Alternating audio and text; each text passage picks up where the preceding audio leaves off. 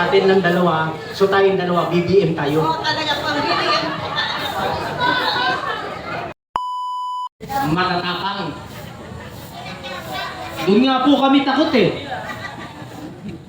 Pag naglalakad kami, pag gabi rito, tinitignan namin eh, kung mayroong ginaganong-ganon eh. Baka biglang, sumasaludo kami sa inyo, mga Batanggenyo. At nananawagan tayo doon sa ating mga allied groups, parallel groups. Sana suportahan nyo na ang ating mga kababayan dito, mga taga Batangas. Dahil ang gusto lang naman ni Congressman Lian, mapababa yung ating yung tax na yan nagpahirap sa atin eh. O, kwentuhan tayo ng tax. Pag nagtrabaho kayo, di ba yung sahod nyo, tanggalan ng tax? Tama po ba? Yung sahod ninyo, tinanggalan na ng tax. Tama? Pag may pinili ka, may tax naman. Tama?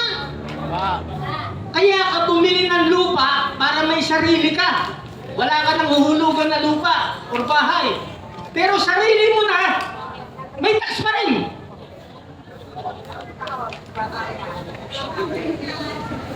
Lahat ng galaw ng tao may tax. So, ang nangyayari, pakinggan nyo para alam nyo ibig sabihin, taong bayan yung kumakayod, nagpapakamatay, kayod, kakaltasan nila doon sa pinaghirapan natin, tapos ilalagak sa gobyerno, tapos yung gobyerno, dapat yung kinuhang tax sa atin, ibabalik natin nila sa atin yun in terms of basic services. Tama po? Dapat ibabalik nila sa atin yun in terms of basic services. Usaping kalusugan. Dapat libre tayo. Di ba? Ang problema, kahit patay na tayo, namumblema pa tayo kung paano tayo papalibing. Tama po ba? Hindi mo ba alam na pag bumili ka ng ataol, nagbayad ka rin sa ospital, patay ka na, may tax pa? Utang niyo ng tax yan. Ngayon, ganito, magkaintindihan tayo. Hindi po ito haka-haka, maraming bansa na gumagawa nito. Kaya naman na walang tax. Sasabihin nila, imposible. Bakit yung ibang bansa, Scandinavian countries, ganito po yun. Ang bansa po natin napakayaman sa natural resources. Nag-agree po tayo. Mayaman, Mindanao mayaman. Food basket natin yan eh. Visayas, ganun rin. Mayaman tayo. Lahat ng magagandang minerals nandito sa atin. Nickel, iron ore, lahat. Agriculture nandito sa atin. Kaya yung Diyos, dakila ang Diyos eh. Dakila si Allah. Bakit siya dakila? Pinapantay-pantay niya lahat ang ating kabuhayan sa buong mundo. Sabi niya, sa Persian Gulf, kayo ang pinakamaraming langis, pero kayo ang pinakamainit. Binabalance niya eh. Di ba? Sa Pilipinas, kayo ang pinakamagandang bansa. Mayaman kayo, pero binigyan tayo ng mga siraulong politiko. O di ba ang galing ng Diyos, binabalance niya? Di ba? Kaya mahirap magkaroon ng leader na hindi niya ini-explain mabuti sa kanyang mga kasama sa gobyerno yung sinasabi niya. Ang sabi ni BBM, nabasa niyo ba, napakinggan? Panahon na para magbayanihan, huwag magnakawan. Pinasabi niya eh. Mali yung pagkakaintindi ng mga kasama niya. Sabi ni BBM, huwag magbayanihan tayo, huwag magnakawan. Ang pagkakaintindi ng mga kasama niya, magbayanihan sa nakawan.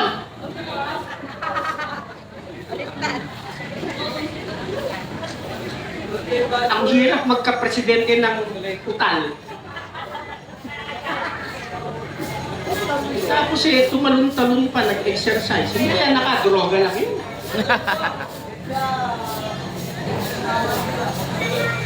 Kayo po ba naniniwala pa sa presidente natin? Ito maganda si ate. Ako po, talagang ang pagpataas ng mga produkto ngayon, binababaan na po yung tulad ng langis na narinig ko po sa television. At saka yung pong, yung mga tricycle driver, mga jeepney na, nahirapan ngayon, binabalik po, nakakuha po 5,000 sa DSWD. Lahat po yun. Oo, galing sa presidente. Si presidente rin sabi. At saka yung mga senior citizen, mga medical po, meron na po ngayon. Jose Reyes Medical Center. Mga ibang medical, meron na po mga po ngayon. Ang mga senior, may mga pension po yun. Diyan po kinukuha sa patisyan. At saka yung mga empleyado, saan pa po naman yan kukunin ang mga pangsakot sa mga gobyerno? Kundi, hindi sa mga pangsakot. Sa atin lang dalawa, so tayong dalawa, BBM tayo. Oo, talaga po, BBM. Sa atin dalawa. Yun ang ginagandahan dito, malaya ka magpahayag. At nire-respeto natin yon. Kasi sa pagkakaintindi ni ate, bigay lahat ni BBM yon. Okay yun. Sa side naman natin, ang sinasabi natin, yung binibigay ni BBM, galing sa atin yon. Sa tax natin yon. Okay. Wala po tayong problema ron. Nire-respeto natin si ate, tayo naman nire-respeto rin niya. Okay. Salamat ate ha. Okay. Pero pwede pa tayo panghingi sa kanya. Okay, sige. Sama tayo ha. Okay. Okay, diretso natin. Sandali lang ito. Kung tatanggalin ng tax, paano mabubuhay ang gobyerno? Paano tayo mabubuhay? Ganito po, pakinggan nyo. Sabi ko kanina, mayaman ang bansa natin sa lahat ng natural resources. Dinadala sa iron ore, galing rito, bebenta sa China, gagawing bakal sa China, bibilihin natin. Saan galing yung raw material? Sa atin pa rin. Eh bakit pinasara yung steel mill sa iligan, samantalang pwede tayong gumawa ng sarili nating bakal? Okay, kasi pag tayo ang nag-produce, konti lang ang kurakot. Pag bumili tayo sa ibang bansa, malaki ang... Oo, alam niyo na, galing nyo. Ang dali niyong matuto, ulitin ko. Pag dito ginawa ang produkto, walang kita, walang kurakot. Pag sa labas, binili, maraming kurakot. Okay.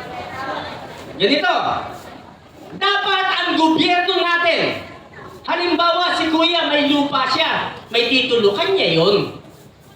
Lupa niya may titulo napatituluhan niya, matagal na siya ron. Pero pag may nakuhang natural resources sa lupa niya, hindi lang sa kanya yun, para sa lahat yun.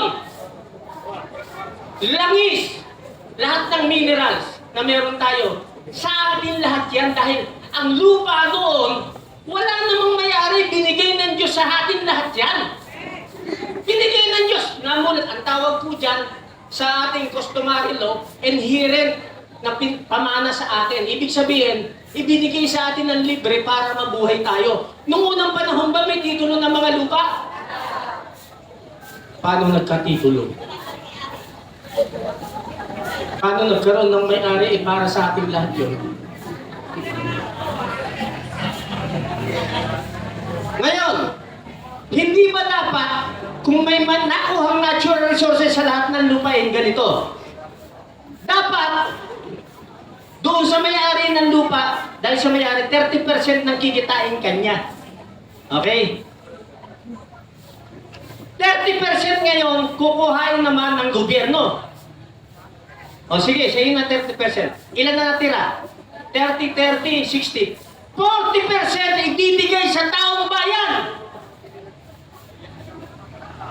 In terms of basic services. Libreng edukasyon, libreng tubig, libreng kuryente, ginagawa sa itong bansa yan. Ba't dito hindi magawa mayaman? Kasi pag may nakuhang produkto sa lupa niya, kahit ano yan, utang ina, kinukuha ng mga oligarko, developer, kasabwat gobyerno, kasabwat mayor, kasabwat congressman. Wala pa rin nahuhukay, pinaghahatian na eh. Tama? Hindi mo kailangan maging matalino para magpatakbo ng bansa. Ang kailangan mo lang may puso ka, kagaya ni Congressman Lian Libiste. Hindi imposible yan.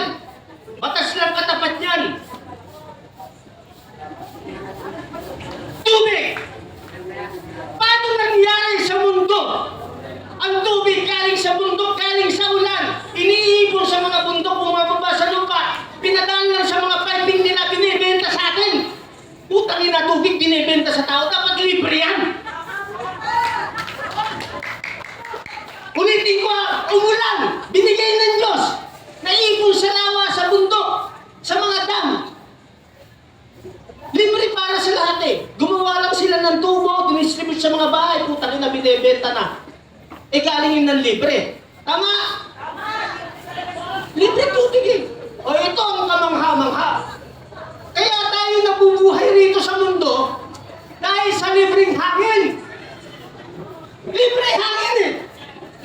Pero pag nilagay mo na sa cylinder, pumunta ka sa ospital, putang ina, may bahid yung hangin.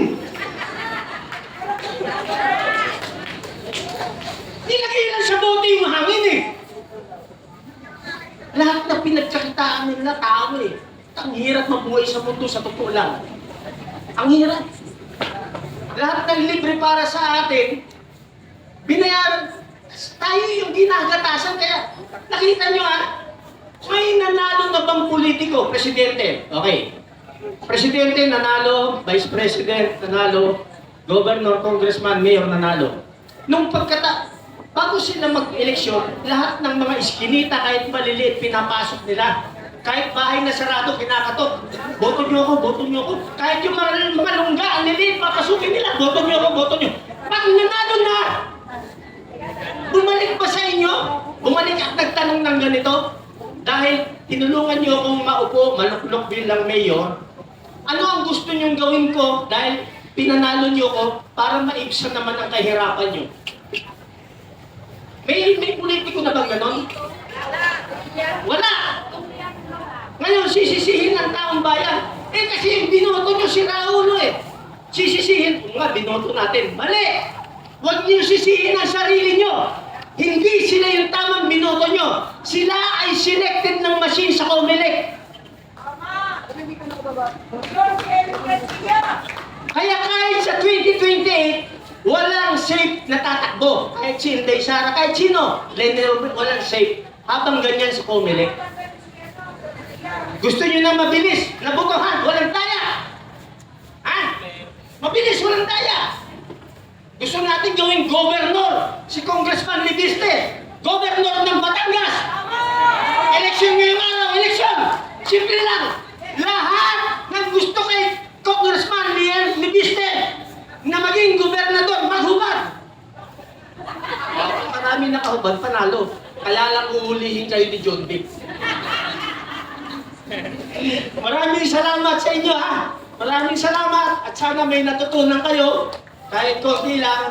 Maraming salamat at ulit sumusuporta kami ang behalf ni General Romy Puclis sa inyong mga Batanggenyo na nandito. Ako ay nagbibigay pugay sa inyo, sa inyong tapak na pumunta rito at magpakahirap kayo. Maraming salamat mga ate at mga kuya. Magandang hapon sa inyo. Magandang hapon po sa inyong mga kasama. Nandito po tayo ngayon. Kongreso para talakayin ang tugon ng gobyerno sa krisis ng langis. At ang ating mga pagkikilos dito ay may malaking ambag dahil maraming mga nakabalita na narito na tayo ng isang linggo na at tayo ay narito bilang mga kinatawan ng mga Pilipino sa buong bansa na naghihirap dahil sa pagtaas ng presyo ng langis. At malaking bagay yung nandito tayo ng isang linggo na. At sana ito po ay makakatulong sa pagparating ng mensahe sa gobyerno na tayo ay naghihintay at ang buong bansa ay naghihintay para sa aksyon ng ating pamahalaan. Ngayon, ako po ay babalik pa sa isang oras dahil ipipick up ko lang si Attorney Jerry dito. Dito po ba si Attorney Jerry? Dito. Opo. Oo, kasi magpapasalamat lang po kami sa Manila City sa kanilang pag-host sa atin dito. Dahil mabait ang mga taga Manila City LGU at pinahiram nila sa atin itong Freedom Park ng Liwasang Bonifacio. Meron din ang pulis. Salamat po sa ating mga pulis sa kanilang pag-ensure ng ating seguridad at sa ibang staff ng Manila City LGU at sinisigurado din nila ang kalinisan ng Liwasang Bonifacio. Ang ganda ng Liwasang Bonifacio, no? At on behalf of the whole group here sa Liwasang Bonifacio, magpapasalamat lang kami ni Atty. Jerry sa Manila City Hall. So, babalik po ako mamaya at pwede po ninyong ituloy ang inyong programa. Maraming salamat po sa inyo. Yan.